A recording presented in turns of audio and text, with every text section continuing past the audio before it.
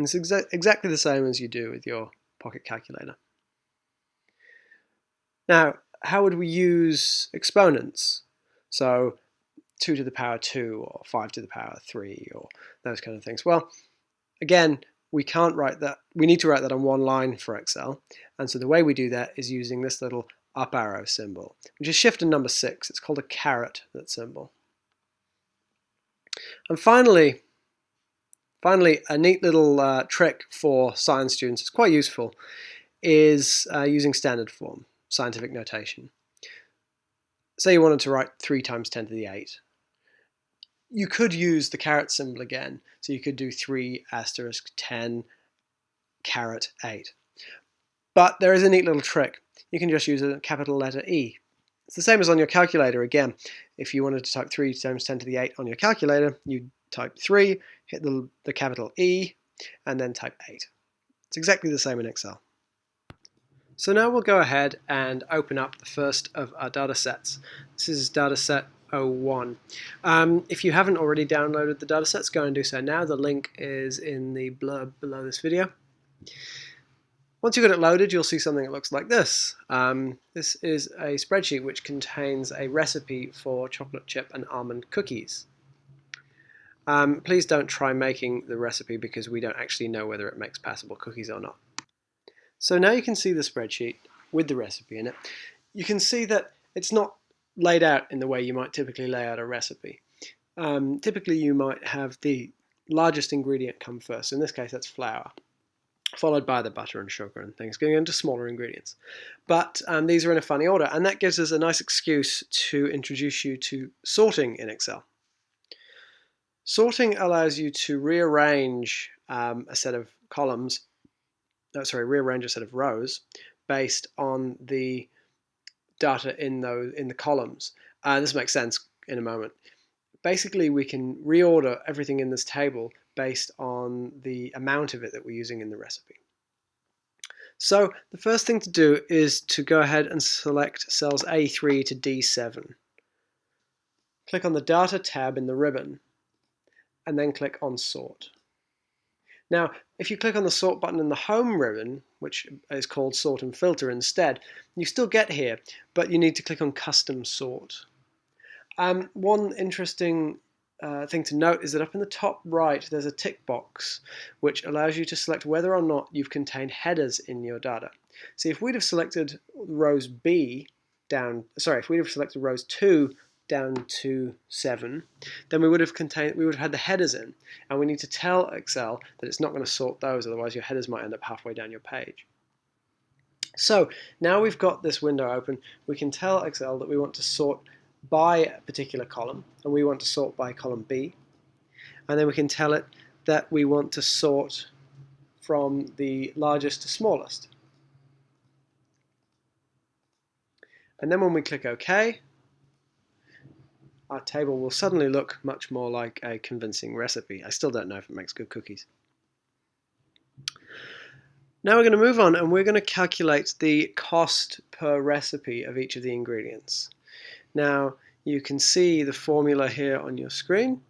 This is basically how we're going to calculate the cost per recipe. Now if you care about how to calculate the cost per recipe and you care a bit about maths, then you'll see that this makes sense. We've simply worked out what fraction of a package we've used and then worked out what the cost is for that fraction of the package. If you don't care about the maths and how we derive this, then just don't worry about it and trust us that the correct formula you need to put into the cell in column E in order to calculate the cost per recipe for the flour, say in E3, is equals open bracket B3 slash open bracket C3 times 1000 close bracket times D3.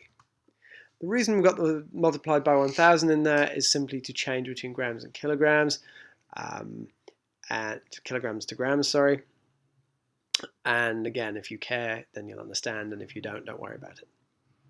So now we've got a formula in cell E3 which calculates from the cells to the left of it what the cost per recipe is. And we want the same formula to be repeated all the way down that row, but to use the appropriate cells, i.e. the ones to the left of it, not to use the ones in the top row again. Luckily, there are two nice ways to do this. One is to click the little tiny black dot that appears in the corner of the cell and hold your mouse button down while you drag across down the column, and then let go, and you'll see the formula has been copied down. And if you click on any one of those cells, you can see the formula in the formula bar, and you can see that in each one of those cells, as we go down, the formula has been adjusted so that it references the cells to the left of it. Excel's quite smart that way. The other way to do it, so if we just undo what we've done here, the other way to copy those cells down is to click on cell E3 and then copy using Control-C, and then select the cells below it and paste using Control-V.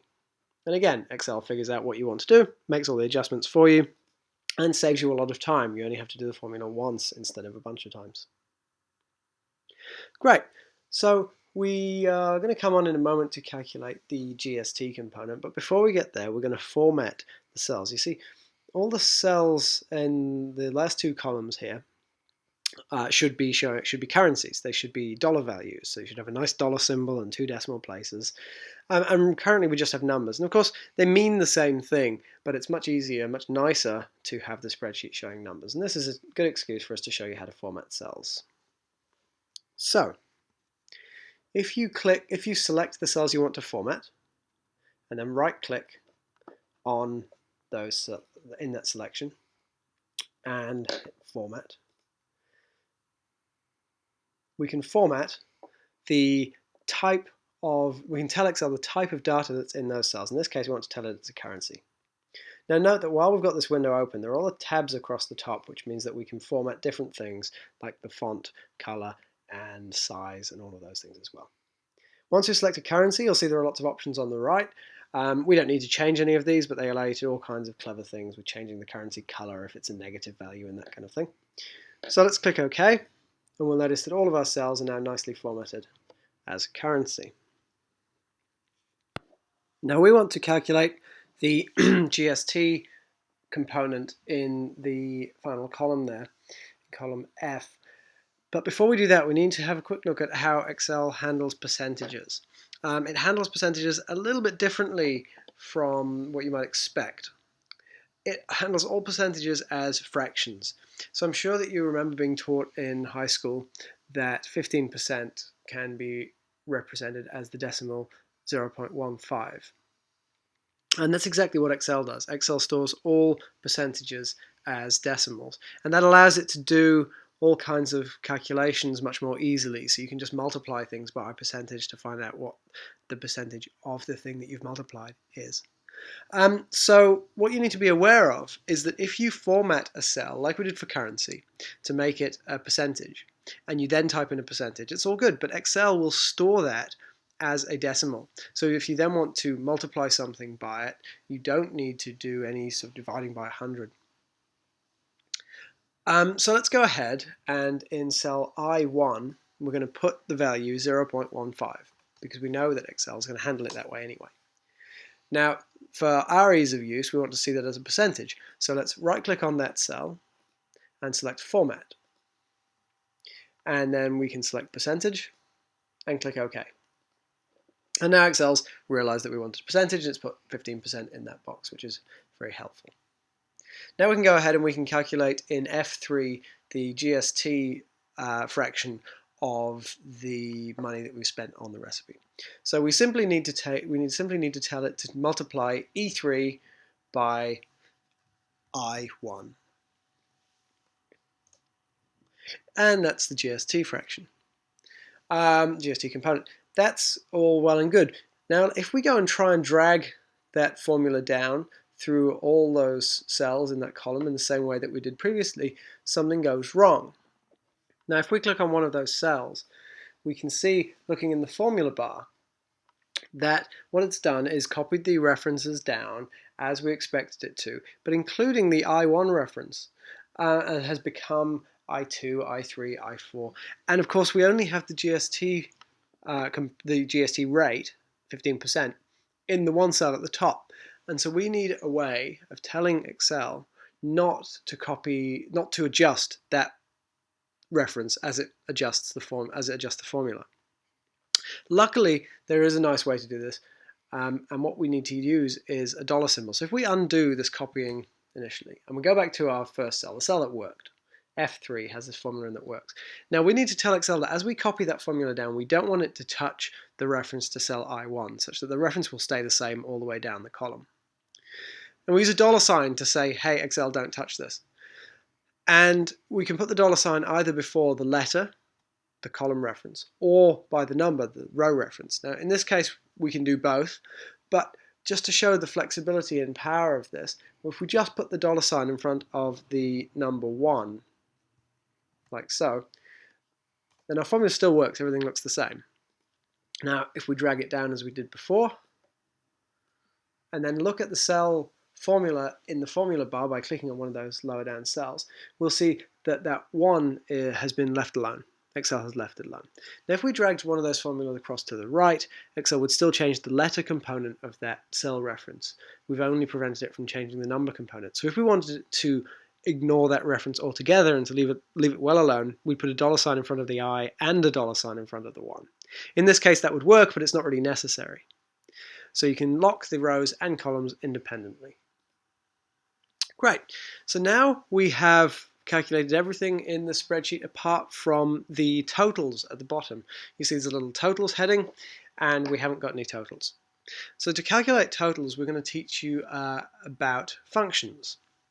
Functions are a great way in Excel of wrapping up a whole lot of complicated maths into a simple, easy to use package. There are lots of things that you can calculate by doing the appropriate maths, and you can calculate over and over again. You might want to calculate averages, or you might want to be more complex than that and calculate confidence intervals or t-values for a t-test. Now, all these sorts of things involve quite a bit of maths, but there are easier ways to do them in Excel, and that's what functions are for. Functions basically consist of a keyword and then any numbers that you need to give to the function. So as you can see here, the average function can be used to give you the average of some data. And the average, the data that you're giving it, you can either give to it as a list of numbers like this, or you can give to it as a cell reference. So you can tell Excel, I want the average of all the data between cells A2 and A52, or whatever it is that you like. We're going to use the function sum here, and the sum function, SUM, tells you the total of all the values in a range of cells. So we're going to start by getting the total or amount of stuff that we're using in the recipe, the total number of grams. So we're going to go equals, sum, open brackets, and as soon as we open the brackets, Excel wants us to give it a list of cells or a range of cells. So what we're going to do is we're going to click on cell B3 and then drag down and give it the full reference. Give it the full list of cells we want the total for. Then we're going to close brackets and hit OK. Now if we click on that cell, we can see what the formula looks like in the formula bar. That makes sense. That's our sum function and all the cells that are going into the sum function. And we can see the output, the total number of grams that we're using in our recipe. Now we can drag that cell all the way across the columns, drag it along the row, across the bottom of all the columns, and it will give us all of our totals. So great, that's our recipe spreadsheet finished with. We've got all of the data we can calculate calculated. We've used basic functions, we've done basic maths, and so well done. If you've stuck with us this far, you've done all sort of basic maths in Excel. We're going to get a little bit more complicated in the next couple of data sets, but don't worry about it, it's not too hard. So if you want to open data set 2, we'll move on with that. So this is data set 2. Data set 2 is really just nothing special. It's an excuse to show you a couple of things that happen when you move data around. So it's quite useful, but it doesn't need really any explaining. Column A and column B are just random numbers which are multiplied together to give you the numbers in column C.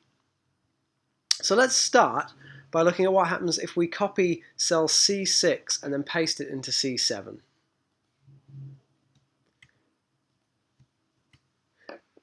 we get the answer we'd expect to get in C7. And if we click on the cells and look at the formula in the formula bar, we can see that Excel has, as we've shown before, adapted the formula into C7 and gives us the correct answer. Now let's undo that, and then let's cut cell C6 and paste it into cell C7. See, what's happened here is that Excel has moved the formula and it has left the references alone. Now, what Excel is doing is it's trying to make sure that if you cut and then paste cells, everything still works exactly as it did before. And we'll demonstrate that if we just undo that. Now, if we select all of column A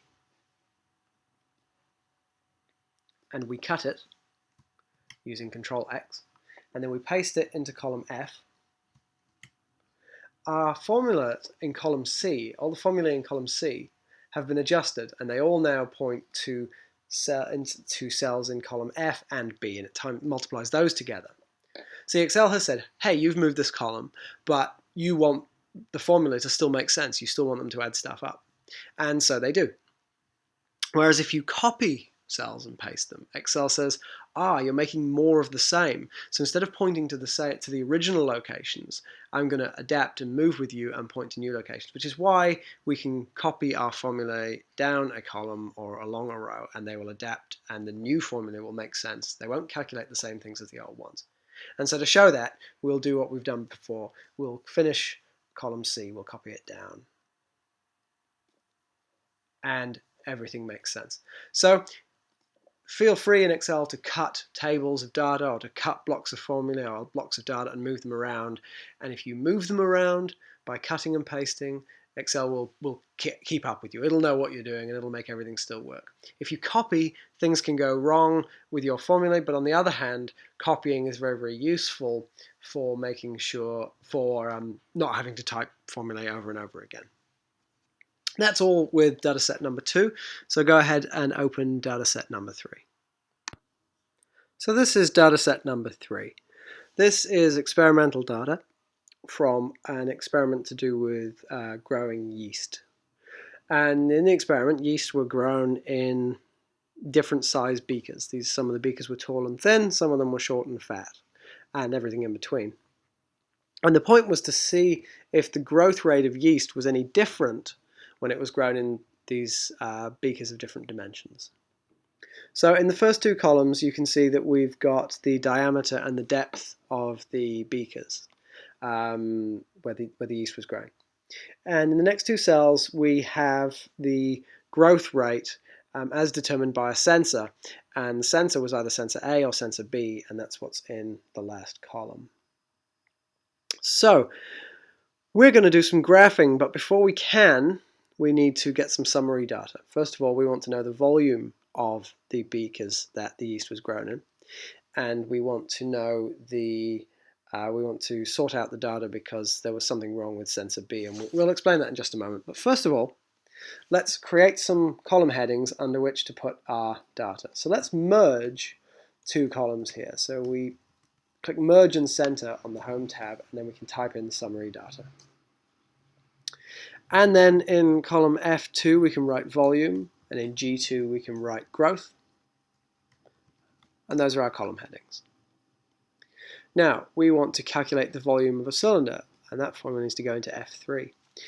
The volume of a cylinder is calculated by pi r squared times h, which is the height.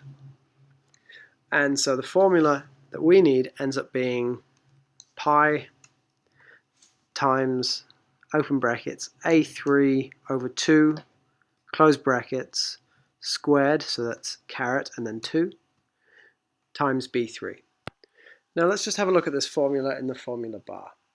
Now first of all, the reason that we've divided A3 by 2 is because A3 was actually the diameter, so divided by 2 gives us the radius.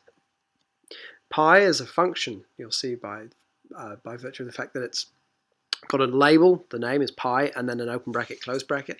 And it's just like the other functions that we've used, except that with pi, you obviously don't need to give it any numbers. You don't need to tell it anything. But because functions are structured the way that they are, it still has to have the open brackets and then the closed brackets. And the rest of it we've done before. So if you care about geometry and you care about the fact that pi r squared h is the way to calculate the volume of a cylinder, then you'll follow this maths. And if you don't, then that's the formula you need to use, and that's just the way it is. Now, we're not going to copy that down just yet because we want to calculate, we want to put a number in the column next to it under volume and growth, and then we'll copy them both down together. Now, the difference between sensor A and sensor B in terms of detecting the growth rate of the yeast is that sensor B was reporting a value that was 2.4 times too large. So wherever the data was collected by sensor B, we need to divide the value in C3 by 2.4. We don't need to do that if it was collected by sensor A. And so we need to be able to distinguish between those two sets of data. And so we're going to use a logical function. Now, logical functions in Excel are very powerful, and they are conceptually the hardest thing we're going to do in terms of Excel maths in this tutorial. So stick with us, get through this, and then we'll move on to pretty graphs instead. Well, we're going to use the if function. Now, if is a way of doing one thing if a certain condition is met, or else you do something else. So if the data was collected by sensor A, do this. Otherwise, when it's collected by sensor B, do something else. So in this case, it's really quite easy. We're going to do if, open brackets, D3 equals A, and the A has to be in speech marks. The reason the A has to be in speech marks is because A is a letter, it's a string, it's a bit of text, it's not a number, it's not a numerical value.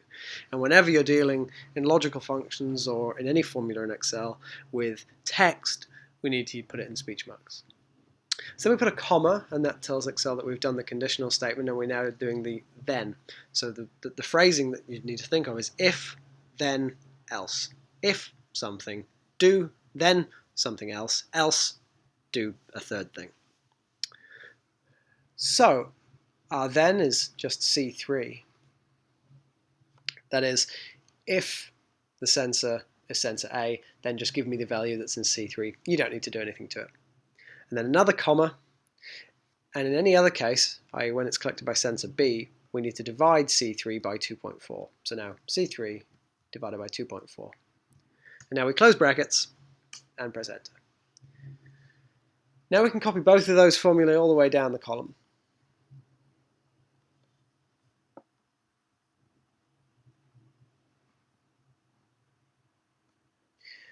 And what we'll notice if we look down the growth column is that wherever the sensor used was sensor A, then our growth is exactly the same. Our if has just said, yep, it's sensor A, don't need to do anything to it. And wherever it was collected by sensor B, it's roughly 2.5 times smaller because it's actually been divided by 2.4. Great. So that's the hardest thing we're going to do, and you've just done it. We've got through the data manipulation. Now what we're going to do is do some graph plotting. So we are going to select all of the data that we've just made, all the summary data, as well as the two headings at the top of that column. If you're just plotting XY data like this, Excel does a pretty good job of interpreting what those headings mean and putting them in useful places. So we like to select them.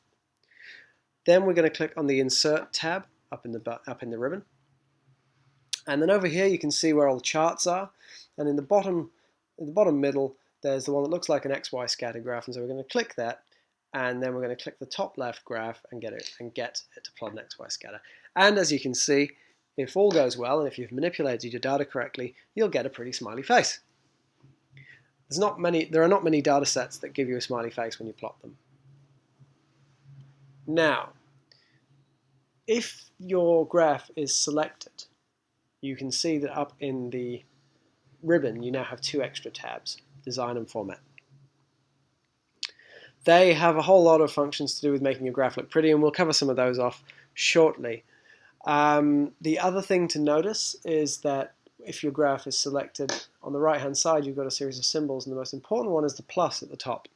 The plus symbol allows you to add anything you might want to add to your graph. So if you want to add anything that isn't currently there, maybe you want to add axis titles because there aren't any, or maybe you want to add a trend line, or you want to add error bars. Anything you want to add, you add by clicking on the plus button. If we click somewhere else on the screen and unselect the graph, deselect the graph, then you can see those things disappear. So if you want them to appear, click on the graph and they pop up.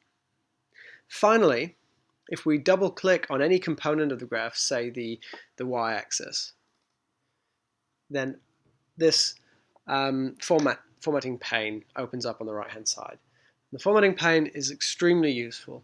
It's where we make all of the changes to components which exist on the graph. So there are the two fundamental things to remember. If you want to add anything to a graph, you click the plus button. If you want to manipulate anything on the graph, you use the formatting pane, and you can get to that by double-clicking on whatever it is you want to manipulate. If you're using Excel on a Mac, this is where things start to get a little bit different. You have some new tabs in the ribbon on the Mac too, and one of them contains all of the things that are found in the plus menu here. The addition of error bars, the addition of trend lines, all of that sort of stuff. So just have a nosy around in the ribbon and you'll find those buttons on the Mac. In terms of editing components, it's the same thing. Double click on a component and up pops a box with all the configurable options. Now we are done with this data set. We are going to do some more graphing on data set number 4, and so if you'd like to open that, we'll move on. Welcome to data set 4. This data is also about growing yeast, and this time it really is real data, so there'll be no smiley faces. The experiment was about growing yeast with a supplement, a nutritional supplement, which is supposed to make the yeast very happy and make them grow faster, and therefore to ferment wine more quickly. So we have two things measured, two things recorded. We have the amount of supplement that we added, and we have the fermentation time. So we would expect that the more supplement we added, the shorter the fermentation time would be, i.e. the yeast would ferment the wine more quickly. And so we repeated this experiment 5 times. 5 times we fermented wine with different addition rates of the supplement. So what we've got in this spreadsheet is the same data set laid out in two different ways. On the left-hand side, we've got the addition rate going from 0 to 0.3 litres per 100 litres. And next to it, the fermentation times. Now, because we repeated the experiment 5 times, you'll notice that the addition rate goes from 0 to 0.3, and then goes back to 0 and starts again. If we scroll all the way down, we'll see it did that 5 times. There are 5 lots of data there. On the right-hand side, we have the same data, but it's arranged side by side. So on the far left, we've got the addition rate, and then we've got the fermentation times for the first time that we fermented the wine, the second time, the third time, the fourth, and the 5th time. And this is pretty common in science. Typically, you will repeat experiments. If you don't, it's not really that your data really isn't considered to be very robust. And it depends what you're doing, but typically you are going to repeat things a large number of times. So the first thing we're going to do is plot the left-hand side data, columns A and B, in the same way that we just did when we got our smiley face. So we're going to select A2 all the way down to the bottom of the bottom of the data, which is B82, and we're going to click on Insert, and then we're going to click the Scatter again. And there we go. We have our scatter plot. Now, we're going to go ahead and make some changes to this, but before we do, we're going to go ahead and make some changes to this to make it look better, to make it more approachable, and to add trend lines and things like that. First thing we're going to do is get rid of all this dead space below the data. There's no point having the y-axis configured to be showing everything from 0, because from 0 to 40, nothing's happening.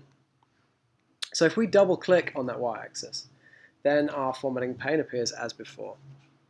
Now, let's just have a quick look at the formatting pane. Up at the top, you can see there's a drop-down box that allows you to select which chart component it is that you're editing. Now, we'll leave that because we double-clicked on the on the y-axis, and it knows we're editing the y-axis. But you can change to other components of the graph that way. Now just below it, there are 4 symbols. The far left one is fill and line. The next one is effects. The next one is size and properties. And the last one is axis options. The axis options one, of course, is only present when you're editing an axis, but all the other ones are still there. The size and properties, which is the third one from the left, is the one where you'll find most of your technical things. You'll be able to change numbers, you'll be able to change the range of things. The others are more about the aesthetics, they're more about changing colors and making things pretty. So now we can change the axis range, and we want to change the y-axis range so that the minimum is 40 and the maximum is 65. And instantly our data looks a lot better. We can also change the x-axis so that the maximum is 0.3. The minimum's okay as it is. And so what we've done is we've blown up the data so that it fills a much larger area of the chart, and this just makes it a lot easier to see the data points and see what's going on. Now we're going to insert a trend line. So as I said before, to add anything to the graph, we go to the little plus symbol, and we go trend line, and we want to insert a linear trend line. And there we go. Now, we've got a trend line inserted. Now, if we want to make any changes to that trend line, if we want to edit it, of course, we need the formatting pane back. So we double-click on the trend line, and there we go.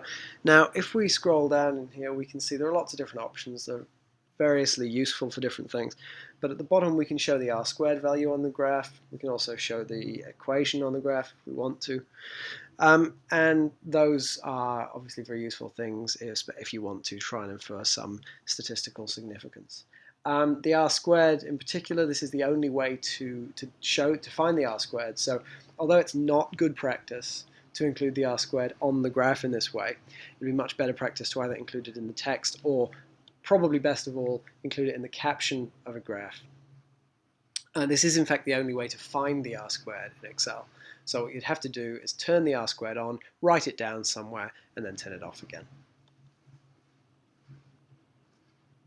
So this is a pretty good analysis of the data as it was. You know, we can infer some statistical significance from our r-squared value, but there is probably a better way to show this data. Because we have repeated experiments, we can plot on a graph the average of the 5 repeats, and then we can use some error bars to show how confident we are about that data.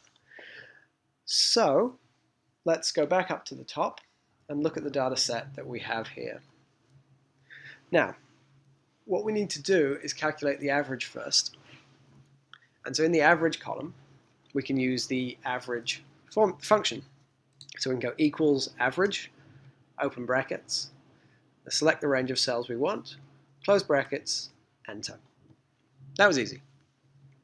Next to the average, we want to calculate the standard deviation. So we're going to do exactly the same thing, but we're going to use a standard deviation function instead. And the function we're going to use is stdev full stop s.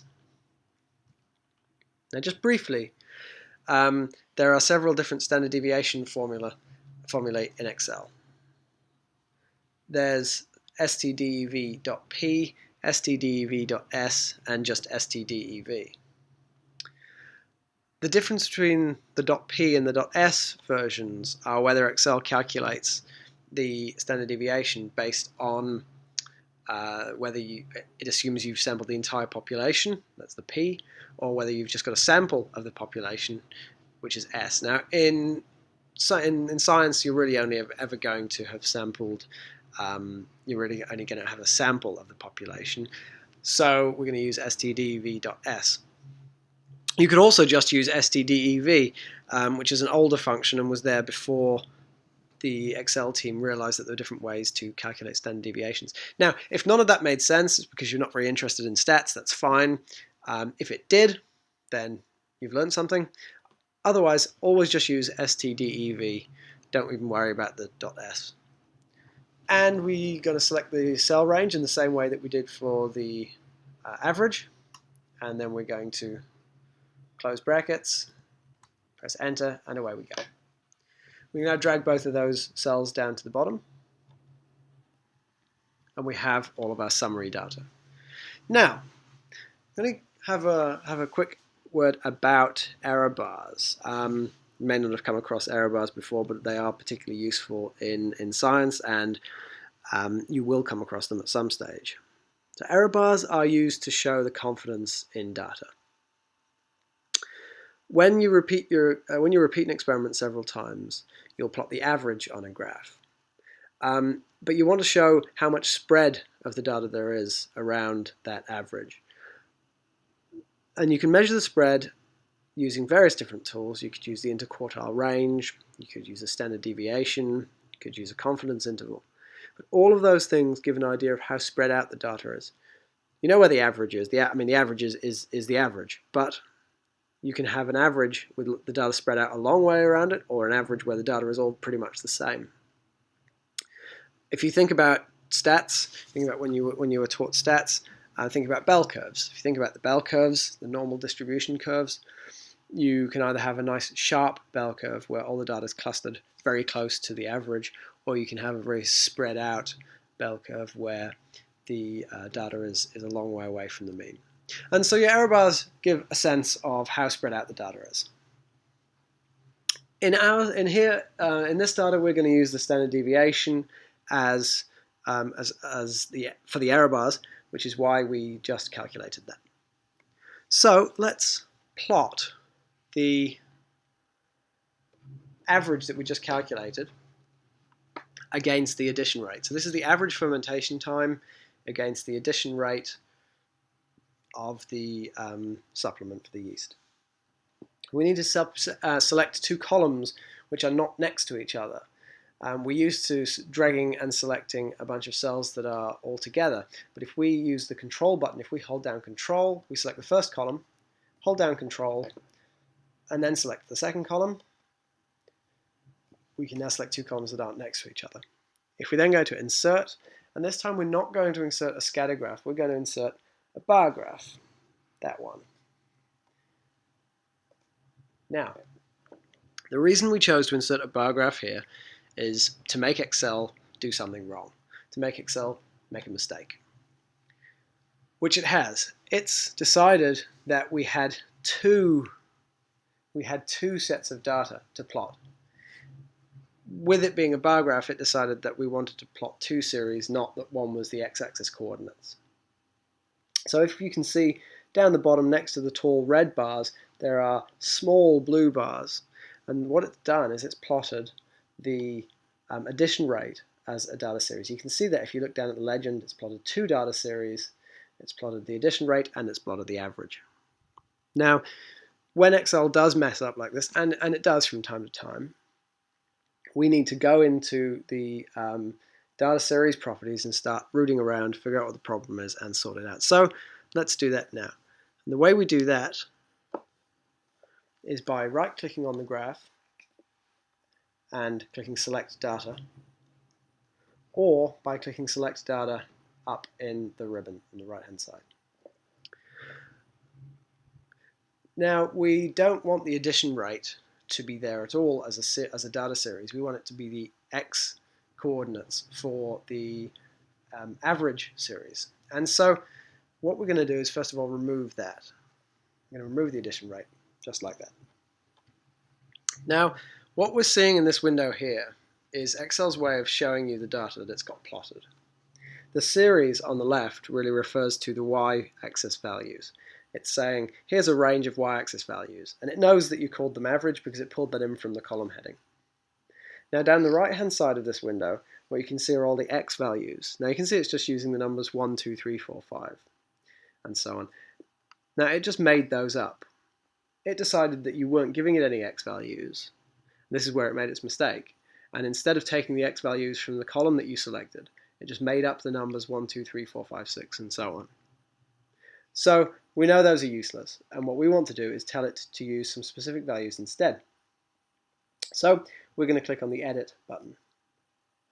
And now what we've got is a box which is quite typical in Excel. You'll see these from time to time. This box allows us to select a series of cells.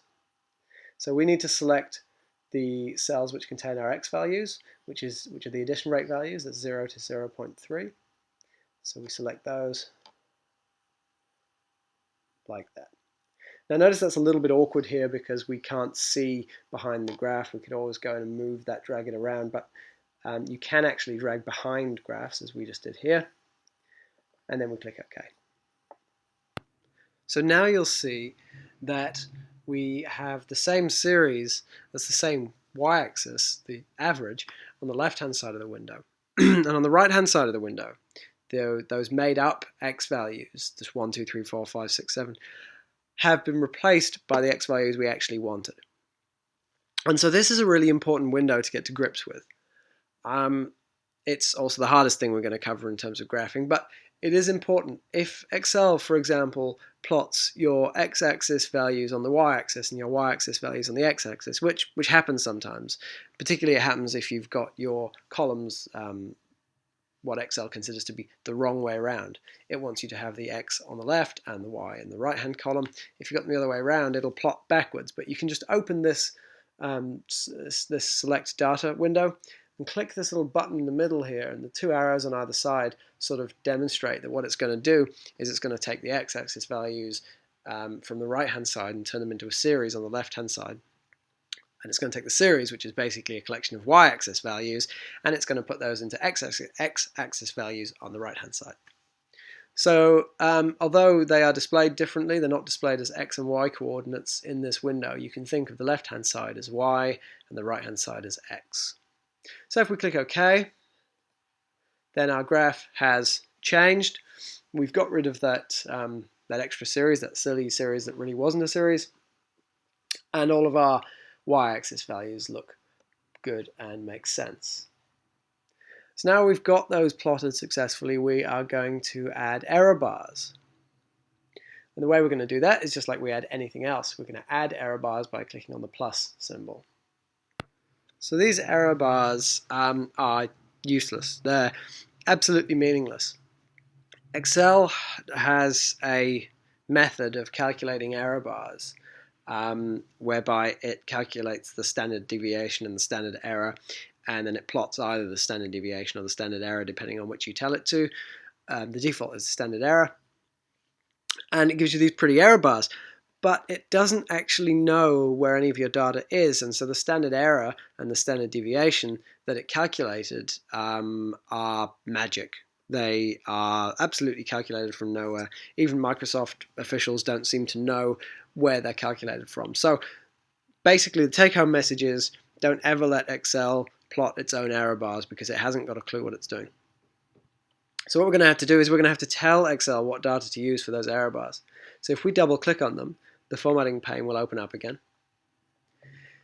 And if we scroll down to the bottom, we can tell it that we want to use custom data for the error bars, and then we can tell it where the data is. Now we can tell it the positive and negative error bars separately. Usually though, they're the same distance from the averages. And so we can, in both cases here, delete what's already in the box and select our standard deviations that we calculated. Do that for both the negative and the positive error bars. And then when we click OK, we get real error bars. These are proper standard deviation error bars that make sense and are valid. Now, what's particularly important is to make sure that whenever you use error bars, you tell your audience what the error bars are.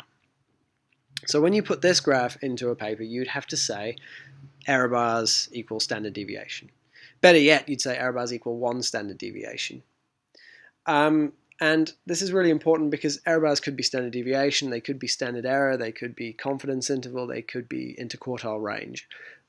So whatever they are, you do need to tell people. The other thing to note is that Excel's calculating these error bars, it's plotting these error bars as an offset from your mean. And so if you had a mean of 50 and error bars were supposed to appear at 55 and 45, your error bar values would both be 5. They wouldn't be 45 and 55. And that's really useful because here we've calculated standard deviation and we've plotted our error bars at one standard deviation above and one standard deviation below the mean. But if you wanted to do two standard deviations above and below the mean, you could do that. You could put a multiplier of times 2 in your standard deviation formula, and that would happen.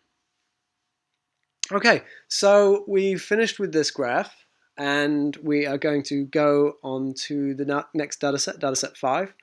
And so if you'd like to open that up, then we will move on. Now this dataset contains information about fermenting wine again. This time it contains a record of the sugar concentration dropping in the grape juice that's turning into wine, and the alcohol concentration going up. Now, of course, the two are related because yeast turn sugar into alcohol during fermentation. And these readings were taken at many time intervals throughout the fermentation. So if we select those three columns and we plot them on a scatter graph, Excel will make sense of this. Now, it's important to remember that Excel makes sense of this because in our first column are the X values, and then our Y values are in the subsequent columns. Now, if we had them in a different order, we'd have had to go into the select data window as we did before and make sense of those. And we'll show you that in a little while. So here is our graph. Now, you can see there's a problem with it. The ethanol values are measured in percentage, and so they go up to about 14%. And the sugar concentration is measured in grams per litre, and so it goes up to about 250. And that means that the two don't show very well on the same y-axis. The alcohol values are way down the bottom, they're not really very helpful. So let's show you a neat little trick. What we can do is we can plot the alcohol values onto a secondary y-axis. The way we do that is we do double click on any one of those alcohol values. So we're selecting the series, and the formatting pane pops up, and we can tick secondary axis. And that's it. It's as easy as that. We now have one axis with the alcohol values attached to it, and one axis with the sugar concentration attached to it. Now, there is one problem here, and that's that there is no way of telling which axis is associated with which series of data. And so the way to fix that is to format your axes so that they're color-coded. This is quite easy. So if we double-click one of the axes that we want to format, our formatting pane opens up. And if we go to the little tab that has a button that looks like a paint pot, then we can select the color of the text, and we can make it red. And lo and behold, it now makes logical sense. And we can do the same with the other one and make it blue, but we don't need to bother going into that here. You can also add labels to the axes, of course, which aren't here currently. We can use the plus symbol to do that. And you can do that in your own time. So what we'll do now is we'll close this graph. We'll delete this graph, sorry. So if we click on it and then hit the delete key, it'll go away. And we'll scroll back up to the top of the window. And what we're going to do is rearrange this data, and we're going to show you what might happen if the data was in a different order and we plotted it. So we're going to cut column A using Control X. We're going to paste it into column D using Control V. And then we're going to go ahead and we're going to replot our graph. So when we plot this graph, we're going to select columns B, C, and D, and everything's going to go horribly wrong. Excel is going to use the first column, so it's going to use sugar as the X values, and so it's plotting the other two, the alcohol concentration and the hours, as a function of sugar concentration, which is very confusing and doesn't help anyone. So in order to try and fix this, what we're going to do is go to the Select Data window again, and you can see here what it's done. It's plotted time, and it's plotted ethanol, and it's plotted them both with sugar as the X. So if you click on either of those series, you can see that the X-axis values are sugar on the right-hand side there. It doesn't say that they're sugar, but they're those high numbers, so we know that those were the sugar values. The easiest way to fix this, and probably the best way to teach you how Excel figures out where the data is to actually just remove both of those series and add them again. So we'll remove them both, and then we'll click Add to add a new series. And we get this little box, and this little box is very helpful. We can put in a series name, so let's do the sugar one first. We can type in sugar, and then we can select the X values, which is time, and then in the Y values. Now just remember we need to clear what's in that box, and then we can select the Y values, and so that's the sugar. And then we can click OK. And we now have a series called sugar, which has the appropriate X values on the right hand side. So now all we need to do is do the same again. Click Add. This time it's going to be our alcohol, so we can type alcohol or ethanol, whichever you prefer. We can select the X values, which are still time. And then again, deleting what's in the Y values box, we can select the Y values, which is the ethanol concentration percentage. Click OK. Now both of our series are there, they both make sense. Click OK, and we're back to where we were before. Of course, we can add the secondary axis again, but the point is that we've made sense of the data. So you can in fact insert a scatter graph with no data and then add your series manually, which is often a useful thing to do if your data is maybe spread out around a spreadsheet. It's a bit complicated. But what you can see from this is how Excel interprets data, how it calls some Y values a series, and the associated X values can be either made up or they can overlap or whatever. So that's it for data set number 5. If you open up data set number 6, then we'll continue. So this is data set number 6. This is the final data set. And we're not actually going to go through this and plot a graph, but you can do that yourself now. This is a great data set for you to have a play with. You can see that we've got repeated data. We've got the temperature of water, and we've got measurements of its density. And we've done this experiment 6 times in fact. And so you can use that data to calculate some summary data, some averages, and then you can decide what you would like your error bars to be, whether they're going to be standard deviation again, or whether you're going to look up some other functions in Excel like standard error, confidence interval, whatever it might be. And so that brings us on to how you can look up these new things. Now, if you go into the Formulas tab, you will see that Excel has some nicely prearranged formulas for you. They're grouped into things that into useful groups like financial and things like that. And on the far left-hand side, there's the Insert Function button. Brings up the function browser if you click on it, which allows you to look down the list of functions. It gives you a bit of information about each one, tells you how they work. And that's quite helpful. And we'll just close that for a moment. The other really helpful thing in Excel is the help. You can get to the help either by pressing F1 or by clicking the little question mark, which is up here in the top right corner. And if you click on that, then you can type a search term into the box at the top. Maybe you want to look up some information about a confidence interval. So you can type in confidence interval.